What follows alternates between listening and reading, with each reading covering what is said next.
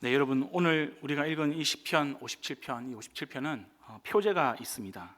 그 표제는 다윗이 사울을 피해 굴에 숨었던 그런 상황을 표제로 이제 기록을 해놨습니다. 그런 상황 가운데서 이제 다윗이 드렸던 기도와 찬송이라고 할 수 있겠습니다. 성경을 보면 이제 다윗이 두 번 정도 굴에 피하는 장면이 나옵니다. 한 곳은 이제 우리가 잘 알고 있는 아둘람 동굴이고요. 또 하나는 이제 엔게디 동굴이라는 곳입니다. 일반적으로 이 시편 57편과 이제 관련 있는 동굴, 그 동굴은 이제 엔게디 동굴이라고 보는 성경학자들이 이제 다수를 이루고 있습니다. 이 엔게디 동굴과 관련된 상황은 우리 사무엘상 24장에 잘 나오고 있습니다. 사무엘상 24장 1절부터 3절 말씀 제가 읽어드리겠습니다. 블레셋 사람과 싸우고 돌아온 사울은 다윗이 엔게디 광야에 있다는 소식을 듣고 온 이스라엘에서 3,000명을 뽑아 거느리고 다윗과 그의 부하들을 찾으러 들렴소 바위 쪽으로 갔다. 사울이 길 옆에 양 우리가 많은 곳에 이르렀는데 그곳에 굴이 하나 있었다. 사울이 뒤를 보려고 그리로 들어갔는데 그 굴의 안쪽 깊은 곳에 다윗과 그의 부하들이 숨어 있었다. 시전체의 내용을 보면 문맥상 이 다윗이 이 시를 쓴 것은 아마도 그가 동굴에서 사울 왕을 만나기 전에 이 시를 기록하지 않았나 추정을 하고 있습니다. 그러면 이 다윗이 지냈던 이 엔게디 동굴, 그 동굴이 어떤 곳인지 저도 모르고 여러분도 잘 모르지 않겠습니까? 우리 영상 한번 보고 엔게디 동굴이 어떤 곳인지 한번 살펴보겠습니다.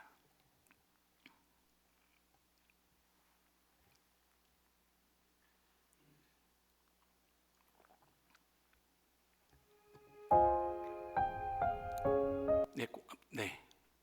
저는 지금 엔게디에 와 있는데요. 엔게디에는 나칼 아르곳과 나칼 다비드가 있고 그 사이는 마치 산처럼 우뚝 솟아 있습니다. 게디는 어린 들염소 새끼라는 뜻입니다. 이 산중턱에 샘이 하나 있는데 그 샘 주변에서 물을 마시는 게디를 자주 볼 수 있다고 해서 이 샘을 엔게디라고 부르고 이 지역을 엔게디라고 부르게 된 것입니다. 여러분, 바로 이것이 엔게디 샘입니다. 사해지역은 연평균 강수량이 50mm 이하여서 아주 메마른 곳입니다. 그래서 식물이 자라기 어려운데요. 식물이 거의 없다 보니 동물도 살기 힘든 곳입니다. 하지만 여기는 다릅니다. 이렇게 마르지 않는 샘이 있어서 이 주변에 동물들이 많이 서식하는데요. 그 중에 게디가 많이 살고 있습니다. 그래서 이 샘을 엔게디 샘이라고 부릅니다. 저는 지금 엔게디의 도딤 동굴에 와 있습니다. 이 도딤 동굴은 다윗 폭포 위 뒤쪽에 있는데요. 흔히들 이곳이 다윗이 사울을 피해 숨은 동굴이라고 이야기하고 있습니다. 네, 원래 이 영상이 한 15분 정도 이상 되는 영상인데 제가 어제 심혈을 기울여서 자르고 편집해가지고 이제 여러분들에게 엔게디가 어떤 곳인지를 이제 보여드렸습니다.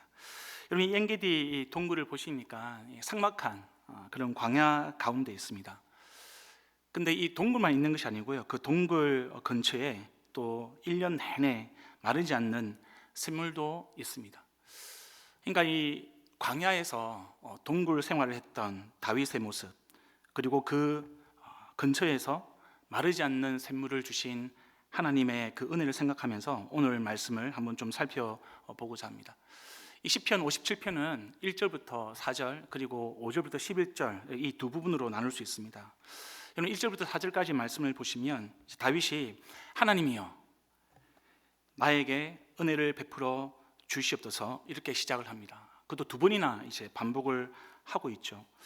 반복하는 이유는 뭘까요? 네, 그의 마음이 너무나 간절하기 때문에 그렇습니다. 절박한 마음이 이 두 분의 강조에 드러나 있는 것이죠.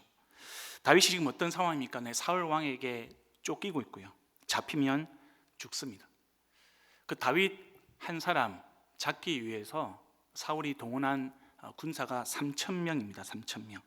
그 3,000명을 데리고 사울 왕이 이제 포위망을 좁혀오고 있는 것이죠. 언제 내가 죽을지 모르는 그런 공포 앞에서 그는 아무것도 할 수 없는 어떤 인간적인 한계를 지금 느끼고 있는 것이죠. 매일매일 시시각각 그 한계를 절감을 하고 있습니다. 흔히들 말하죠. 사방팔방 다 막혔구나. 그 한계 앞에서 그는 드디어 이제 눈을 들어서 하늘을 바라보고 있습니다. 이 상황 가운데 오직 자기를 구원해 주실 분은 오직 하나님밖에 없다는 것을 고백을 하고 있는 것이죠. 여러분, 엔게디 동굴이라는 것, 그것은 다윗의 어떤 인간적인 한계를 나타내기도 하지만 동시에 그 한계점에서 시작하시는 주님의 은혜를 나타내고 또 그것을 경험할 수 있는 통로이기도 합니다. 하나님은 이런 캄캄한 동굴을 통해서 다윗이 당신을 절대적으로 의지할 수 있도록 만들고 단련시키고 계시는 거죠. 우리는 다윗이 하나님의 은혜를 구하면서 동시에 또한 내 영혼이 주님께 피한다, 이렇게 고백하고 있는 것도 좀 유의 깊게 봐야 합니다. 여러분, 우리가 은혜를 구하는 것과 내가 주님께 피하는 것, 이것은 뗄 수 없는 한 쌍입니다. 내가 은혜를 구하면서 주님께 피하지 않는다, 말이 안 되는 거죠. 우리는 은혜를 받으려면 반드시 주님께 가야 합니다. 우리가 정말 주님의 은혜를 누리길 원한다면 우리는 주님께 피해야 하는 것이죠. 2절과 3절의 다윗의 고백을 보시면 이 사실을 아주 잘 보여주고 있습니다. 다윗은 나를 위하여 모든 것을 이루시는 하나님, 나와 하나님을 연결하고 있습니다. 나를 삼키려는 자로부터 나를 구원하시는 하나님, 나의 구원을 하나님과 연결하고 있는 것이죠. 나를 위하여 인자와 진리를 보내시는 하나님, 또한 나 다윗 그 자신과 하나님과의 관계를 드러내고 있는 것입니다. 사랑하는 성도 여러분, 하나님과 여러분의 관계는 어떻습니까? 정말 우리는 하나님을 나를 위하여 모든 것을 지으시는 하나님, 이루시는 하나님, 나를 원수로부터 건지시는 하나님, 오로지 나를 위하여서 그 진리와 인자로 나와 함께 하신 하나님을 고백하고 있는지 우리는 되물어 봐야 하는 것입니다. 아니면 말로만 주님의 은혜가 필요합니다, 그 은혜를 받고 싶습니다, 이렇게 이야기하면서 정작 내 힘을 의지하고 세상의 다른 존재, 다른 힘을 의지하고 있는 것은 아닌지 우리는 우리 자신을 살펴봐야 한다는 것이죠. 만약에 그렇다면 저와 여러분은 우상을 숭배하는 사람들과 진배 없습니다. 은혜를 받고 싶습니까? 네, 그렇다면 우리는 오로지 주님께로만, 하나님께로만 피해야 하는 것입니다. 한편 지금 다윗은 여러분 시편에서 자기가 처해 있는 상황을 무엇이라고 표현하고 있습니까? 재앙이라고 표현하고 있습니다. 근데 이 재앙이라는 단어가요, 단수가 아니라 복수입니다. 재앙이 한두 번이 아니라 계속된다는 거죠. 또한 이 재앙의 종류가 한 종류가 아니라 여러 종류라는 겁니다. 그래서 이 4절을 보시면 지금 다윗이 내가 당하는 재앙이 얼마나 괴롭고 힘든지를 이야기합니다. 마치 사자들이 나를 집어삼킬 것만 같은 그런 두려움이 나를 엄습해오고 힘들게 한다. 내 몸이 뜨거운 불에 데인 것처럼, 화형을 당한 것처럼 고통스럽다. 창과 화살과 칼에 찔려 죽는 것 같이 고통스럽고 힘들다라고 부르짖고 있습니다. 이런 다윗의 괴로움과 이런 다윗의 아픔, 좌절, 실패감, 여러분 우리와 다르지 않다는 것이죠. 저와 여러분도 인생의 여정 가운데 이런저런 재앙들을 만나게 됩니다. 좀 끝나면 좋겠는데 끝나지 않습니다. 지긋지긋하게 우리의 삶과 우리의 신앙을 괴롭히는 재앙의 문제들이 있습니다. 돈의 문제가 있죠. 마음의 문제가 있습니다. 건강의 문제가 있습니다. 관계의 문제, 죄의 문제, 이런 문제들이, 이런 재앙들이 없는 사람이 과연 있을까요? 네, 없을 겁니다. 정도의 차이가 있을 뿐인데요, 우리는 누구나 다 재앙이라는 다리를 지나가고 있습니다. 심지어는 그 재앙들이 지금 다윗이 느끼는 고통처럼 우리의 삶을 아프게 하고 고통스럽게 할 때가 있습니다. 그래서 죽을 것 같고 숨을 쉬지 못할 것 같고 마치 불에 타는 듯한 그런 고통이 우리에게 찾아올 수도 있습니다. 여러분, 우리는 이 점을 알아야 하는 것이죠. 여기서 우리의 신앙이 깊으냐 그렇지 않으냐 드러나고요. 주님은 이 지점에서 얕은 우리의 인생과 믿음을 다루기를 원하시고 정금과 같이 우리를 훈련시키기를 원하신다는 것, 그것을 우리는 잊어서는 안 되는 겁니다. 네, 우리가 당하는 고통은 재앙 때문에 일어납니다. 게다가 그 재앙들을 피한다고 피했는데 바위돌 광야 한가운데서 염소를 키우는 그런 동굴과 같은 재앙을 만날 수도 있습니다. 지금 다윗의 모습은 다른 사람들이 아니고요, 저와 여러분의 모습입니다. 여러분, 염소들 물 먹이는 셈이 있지만 동굴은 동굴이죠. 그 동굴이 어떤 동굴입니까? 네, 피난해서 내 몸을 숨기는 동굴입니다. 우리 아까 엔게디 영상을 하나 봤는데요, 그 엔게디 동굴에 체험하는 그런 영상도 있습니다. 좁고 좁은 동굴을 지나가면서 캄캄한 그 동굴 가운데 사람의 목소리가 들리지 않으면 길을 잃을 수밖에 없는 그런 복잡한 동굴의 모습, 그 동굴의 상황이 지금 다윗이 처한 상황이고요, 저와 여러분이 인생 가운데 만날 수 있는 그런 재앙과도 같은 상황이라는 겁니다. 사울이라는 호랑이를 피했는데 숨어 살아야 하는 광야라는 표범을 만난 격입니다. 네, 성도 여러분, 비록 우리가 우리 몸을 제대로 누릴 수 없는 그리고 힘든 광야의 동굴이라 할지라도 주님이 함께 하신다는 사실을 우리는 기억해야 합니다. 그리고 주님이 함께 하시면 우리의 믿음은 그 동굴 속에서 더 깊어지고요, 단련된다는 것을 믿음으로 선포하시기를 부탁드리겠습니다. 그것이 저와 여러분의 믿음이 되기를 간절히 소망합니다. 이런 재앙들 가운데 여러분, 다윗은 주님께 피한다라는 것을 2번이나 말하고 있습니다. 여러분, 한 번 사용하는 앞에 피한다는 것은요, 시제가 완료형입니다. 그러니까 재앙이 올 때 나는 지금까지 하나님께 피하고 있었다라는 뜻입니다. 근데 뒤에 말하는 피한다는 것은 시제가 미완료형입니다. 이것은 여러분, 다윗이 내가 지금까지도 주님께 피해 왔는데 앞으로도 나에게 재앙이 닥친다 할지라도 나는 주님께 변함없이 나아가 피하겠습니다라는 그런 영적인 결단을 이야기하고 있는 것입니다. 여러분, 이것은 다윗의 고백을 통해서, 다윗의 신앙을 통해서 주님께서 우리의 믿음의 방향이 어떠해야 하는지를 말씀을 하고 있는 것이죠. 물론 여러분, 다윗은 이 사울 왕에게 당하는 그런 재앙 이후에도 이 밧세바, 압살롬 사건, 그리고 부하들과의 그런 불편한 관계들을 통해서 수시로 영적으로 넘어지고 실패하는 모습을 보입니다. 근데 여러분, 반복되는 그의 실패도 불구하고요, 그는 하나님을 떠나지 않습니다. 그 재앙의 자리, 실패를 경험한 그 자리, 좌절할 수밖에 없는 그 자리에서 다시 일어납니다. 그리고 절대적인 피난처, 우리 하나님께로 피하는 믿음의 모습을 보입니다.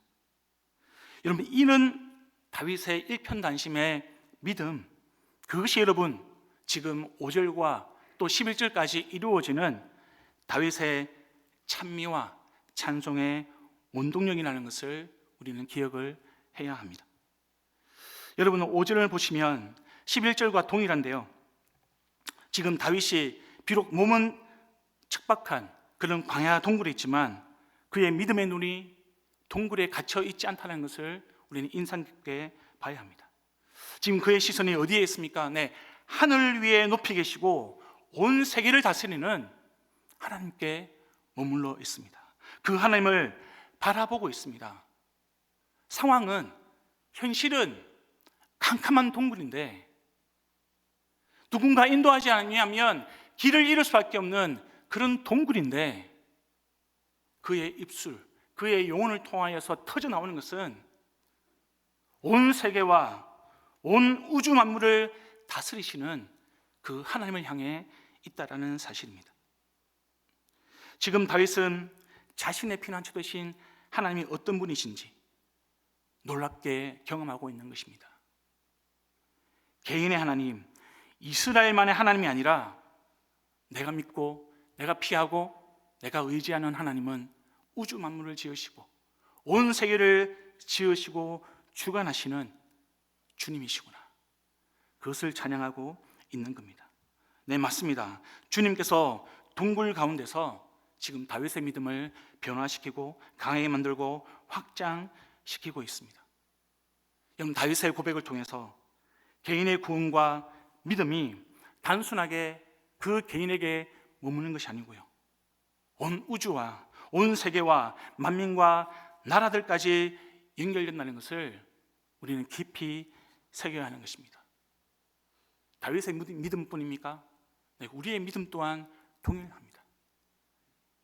우리가 예수를 믿는 것, 우리가 하나님을 믿는 것은 저와 여러분의 개인의 신앙이 아니라 온 세상을 주관하시고 인도하시는 하나님께서 하나님 나라를 회복하기를 원하고 그 하나님 나라의 가운데 구원을 이루기 위함인 것을 우리는 기억해야 하는 것입니다.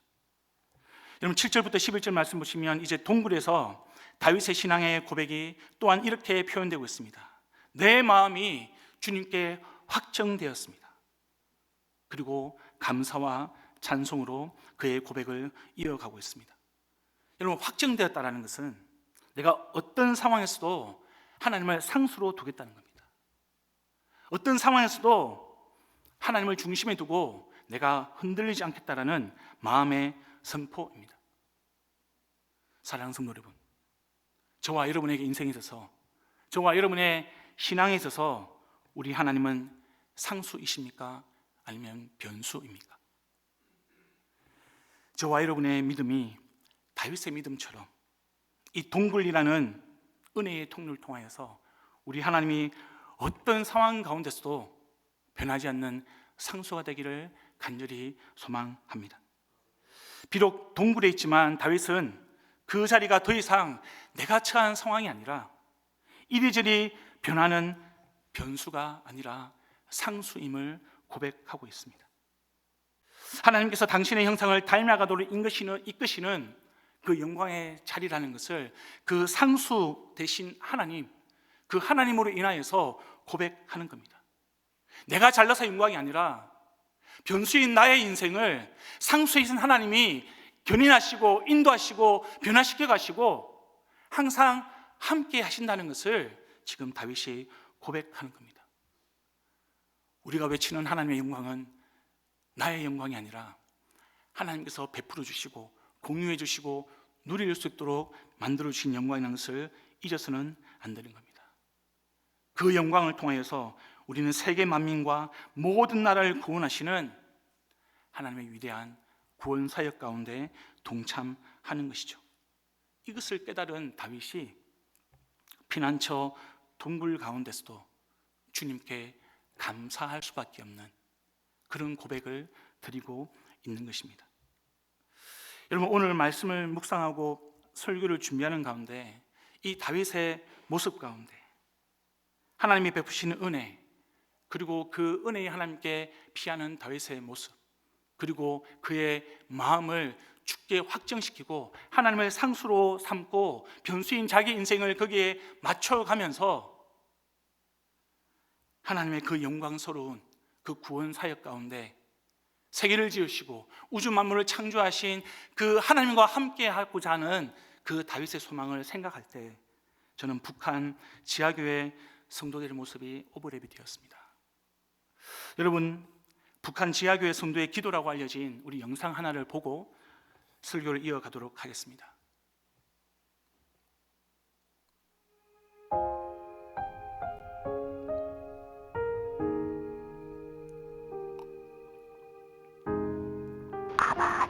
오늘 아버지요, 교회가 다 무너졌습니다. 이제 양 팔고 비달리 팔고 삽하는 아버지 교회다.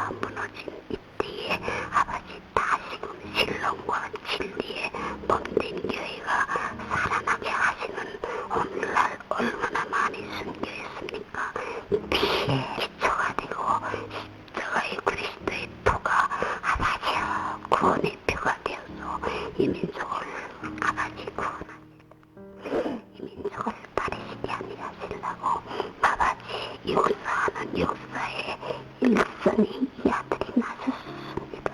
아버지 사로는 땅입니다. 아버지 몸된 교회의 일 피로써 순교의 피사선들이 오늘 다 살아있고 아버지 보관하시고 역사하시는 주의 보혜사가 나타나신 줄 압니다.